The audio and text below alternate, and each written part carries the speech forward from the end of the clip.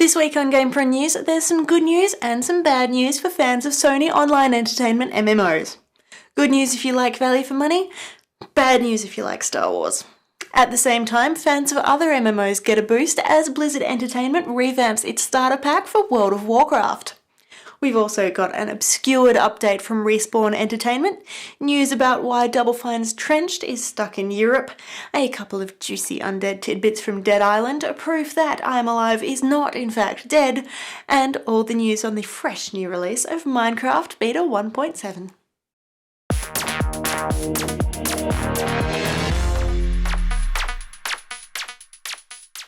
Hi, I'm Jessica Citizen. The Star Wars universe will get significantly smaller in December, with Sony Online Entertainment announcing this week that the service for Star Wars Galaxies will close at the end of the year.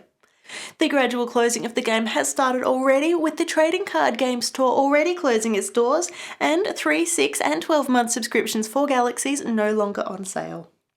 Come September, no new players will be accepted, and a month later, billing will be turned off for everybody. For the last couple of months, the game will be free to play, but on December 15th, life support will be turned off. There's already a petition with more than 3,000 signatures calling for the game to continue, either in its current form or using a free-to-play model. While the publisher hasn't officially responded to that request, Sony is trying to get back on your good side through other means. This week, the company dropped the price of its All Access Pass to just $19.99 a month. That's a $10 saving, and it's even cheaper if you buy in bulk. For your money, you'll get premium access to Sony's free-to-play titles, as well as an all-you-can-eat monthly subscription to games like EverQuest, EverQuest 2, Vanguard, and the PC version of DC Universe for a fraction of the cost of subscribing individually. Sony wasn't the only company to slash its prices this week either. Blizzard has revamped the way it entices new gamers into the World of Warcraft. Previously, the company offered a 10 or 14-day trial period where gamers could log into the game for a couple of weeks, check it all out, and work out if they wanted to take the plunge. Now, this is all well and good, but if something unexpected happened that knocked out your computer access for a week, your trial was effectively wasted. So the clever sods at Blizzard have changed their approach, making WoW free to play up to level 20. Once you ding that milestone, you can continue to play, but won't gather any XP and won't progress in the game. However, you can re-roll another character and try out a different race or class, just in case you needed to check it out a little longer. Respawn Entertainment was back in the news again this week. The company, created by 2 disgruntled Infinity Ward staffers, updated its website with a little information about just what they've been up to. Unfortunately, we're still not quite sure just what that is. The only hint we were given was one very blurry image.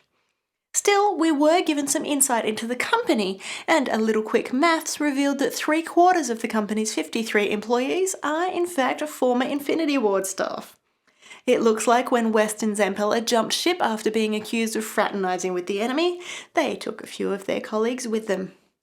As the company says, stay tuned, this one's gonna be big, or whatever it is.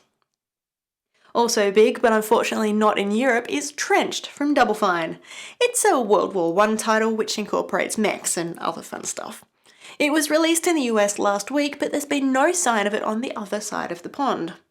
While rumours were flying about reasons as varied as Nazi salutes and mummy curses, the actual reason is a little bit unexpected and more than a little bit awkward.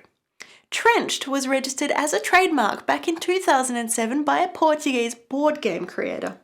His work, Trench, is a monochromatic affair also designed to deal with the battlefields of the Great War, and his trademark covers video games as well as the board variety. Everybody is staying very tight-lipped over the matter, from trademark holder Montero to publisher Microsoft to developer Double Fine, so we're not quite sure where to go from here. Will Trench and Trenched settle their differences, or will we see this mech adventure released under a different title? One game that we will see released all over the world is zombie smasher Dead Island. This week, developers Techland and publishers Deep Silver received 2 bits of very cool information.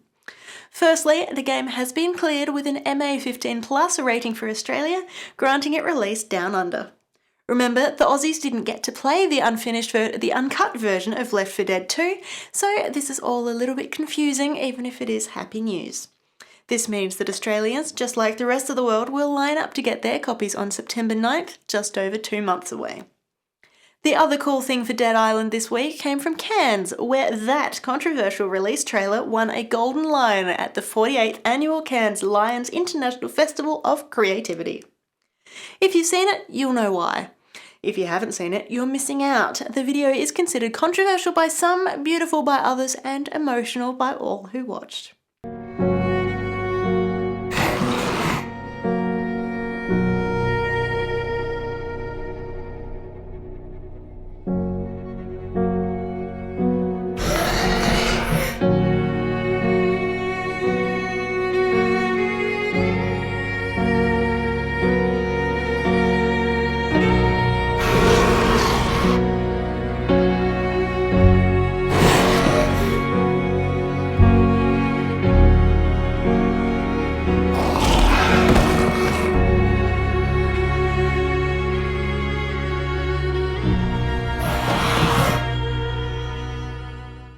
Created by Deep Silver and animation company Axis Productions, the Golden Lion is considered a great honour by the companies, who were apparently more than a little surprised that the trailer received such an overwhelming response on release. The Australian Classification Board also rated a little title from Ubisoft called I Am Alive. You're forgiven if you don't remember anything about it. We haven't really heard much since the game was announced back in 2008.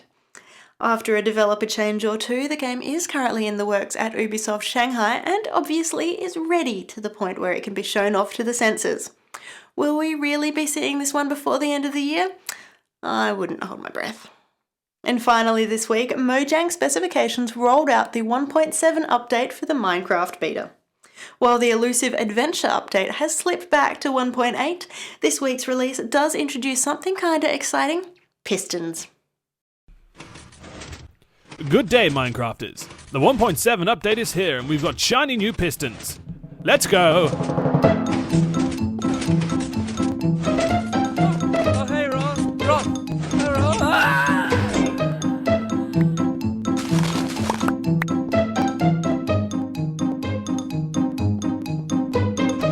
Watch out for those arrows! Get you now. Oh, you son of a... Ah, yes, you need a lever for that. Oh. Oh, thank you. There we go. Oh, no! The patch also introduces some changes to the way that TNT and fences work, as well as introducing shears, which mean you can actually harvest wool from the sheep without hurting them. That's right, no more punching required. Isn't it great to see a developer who cares about the little things? Till next week, I'm Jessica Citizen, and this is GamePron News.